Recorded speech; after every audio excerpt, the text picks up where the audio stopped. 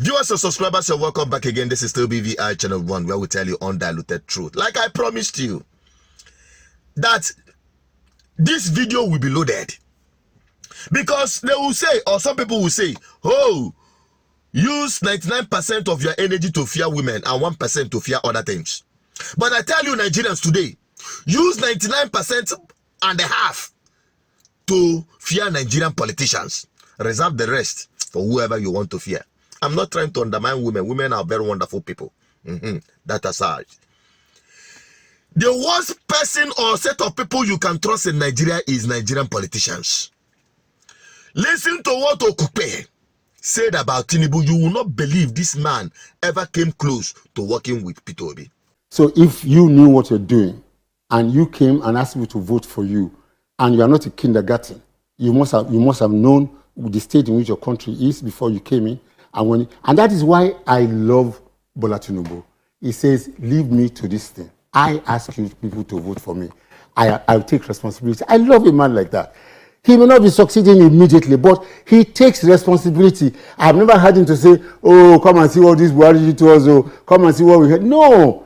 The man, puts off his boots and says, I am going to fight it. He's fighting it. He's not winning yet, but I believe he can win. So let's talk about him. Why not? So the President Tinubu administration is almost 1 year that he's been. How would you assess his performance in the past 1 year? No reasonable person, no fair-minded person should judge Bola Tinubu on 1 year performance.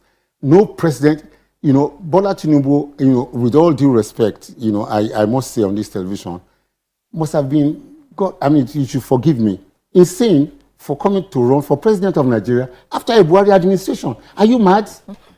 It is mad. It is malady. It's madness. So, anybody who inherits, when we were living, I'll tell you on public television today, when we were living, a few days before we left, I was with the president, and God Almighty is my witness, President Goodluck Jonathan, and he was pensive. I said, okay, what's the problem? He said he's sorry for the administration that is coming in. He said they're going to have a lot of difficulties. That's what he told me. God Almighty is my witness. Look at that time. Then came an inept administration that ruled for 80 years. Do you understand my point? And to judge, Bola Tinubu, you cannot judge this administration in 12 months of activity. It's, whatever policies they have put in place. Life is hard. Don't make mistake. And, it has never been this hard before in the history of this country. But nobody, no president of Nigeria, no administration in Nigeria has ever beaten the bullet that Bola Tinubu beat. Nobody. It's like, I always, I'm an evangelist and I must say this in heaven when God was saying, who is going to go for us? That is somebody has to come and be crucified for the world. And Jesus Christ said, send me. That's what Bola Tinubu has done. He has sent himself into this quagmire, into this doldrum, into this financial and economic disaster that was on ground before he came. He's just trying to find his way out.